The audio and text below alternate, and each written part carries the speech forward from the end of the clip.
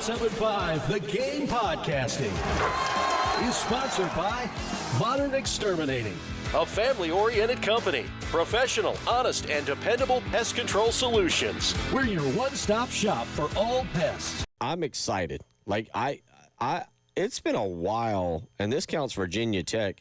It's been a while since I've been kind of this geeked up for a football game. Okay. Part of it, again, is the noon game. I was going to ask if the time had anything to do with it. The time has something to do, yes. If it was a 7:45 game, you'd hear me be like, oh, boy. But, yeah, noon game. I think the weather's going to be great. Again, the Sean Elliott experience I'm excited about. So I've got a poll question. Gamecock vibe check on a football Friday for tomorrow against Oklahoma. Is it time to get on track? Does South Carolina get Boomer Soonered? Or are you just going to the fair? Early votes coming in. A lot of people. Well, it just changed, 4%. 57% saying time to get on track. Okay. I'm with you, and we've got people weighing in on our text line. You can do so as well. 803-404-6100. Send in your text. What is your score prediction? And I also want to hear your predictions for the offensive line coming up tomorrow. But let's go here. Texter goes 27-17 Gamecocks. I'm assuming if you go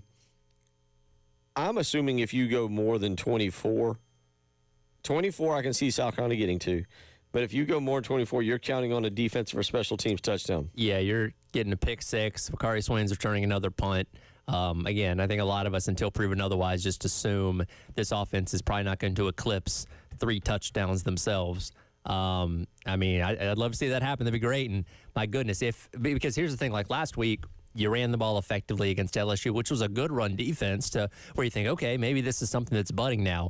If you could do everything well against Oklahoma's defense tomorrow, then you say, okay, well, maybe there's hope after all. And maybe it just took 6 weeks to get this thing in gear, for what you have coming down the stretch. So I wouldn't be opposed to that. I don't know if it's going to happen, but I like the way you think. Texter weighs in. Defense transfers in. They needed experience, and now is enough. Should show it tomorrow.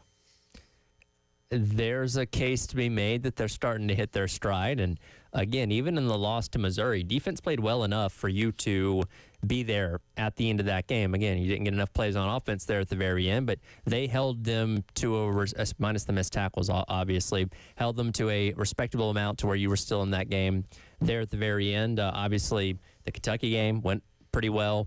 All things considered, did fine against LSU last week. So maybe this is the game against another offense that's trying to find themselves a little bit, where the defense really goes out there and dominates tomorrow, which would be awesome. I'm not putting anybody down. I don't want to see words pop up on internet sites. Oh, Gunner's putting down offensive players. We didn't see enough of Nolan Hay for me to be like, wow, we're missing someone. Yeah, I mean, the fact that they thought enough of him to give him an opportunity is something, but... Well, did they think enough of him, or was it like hey, we don't have anything else, so let's give this guy a shot? So, yeah, fair point. Again, you have rotated through 3 centers to some degree, and none of them have grabbed the reins of the job, so to speak, which goes back to your idea that, hey, maybe Marquis Anderson can do that tomorrow. And, again, I'm not opposed to it. If Sean Elliott wants to drastically alter what the starting 5 looks like, that's fine by me. If it doesn't work, it doesn't work. At least you tried something. But, you're down a couple bodies like Case and Henry, like Nolan Hay, who would have been an option at center. And we'll see what they craft together tomorrow night.